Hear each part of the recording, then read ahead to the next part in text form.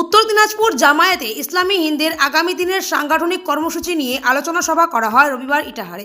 এদিন ইটাহার ব্লক কমিটির সহযোগিতায় ইটাহার শহরের সংখ্যালঘু সভা হলে কর্মীদের উপস্থিতিতে সংগঠন সারা বছর সামাজিক কাজ করে চললেও আগামী দিনে আজকের আলোচনার মাধ্যমে সদ্ভাবনা মঞ্চের মাধ্যমে ব্লক সহ জেলা জুড়ে দুস্থ মেধাবী ছাত্রছাত্রীদের বৃত্তি দেওয়া ও দুস্থ মানুষের মধ্যে সব ধরনের সহযোগিতা করার পাশাপাশি সাম্প্রদায়িক সম্প্রীতি সাধারণ মানুষের মধ্যে প্রতিষ্ঠিত প্রচার অভিযান করা হবে বলে সংগঠনের তরফে জানানো হয়। ছিলেন সংগঠনের নেতৃত্ব আমির হালকা, ডক্টর মসিউর রহমান, জল্লুর রহমান, শেখ জালাল উদ্দিন প্রমুখ।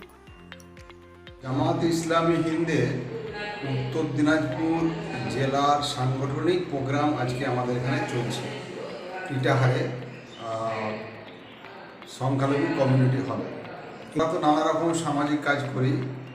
আমাদের সামনে আমরা কাজ করব যে সদ্ভাবনা মঞ্চের মাধ্যমে হিন্দু মুসলিম বা অমুসলিম মুসলমানদের মধ্যে সাম্প্রদায়িক সম্প্রীতির জন্য এই এলাকায় ব্যাপক প্রোগ্রাম নেওয়া হবে।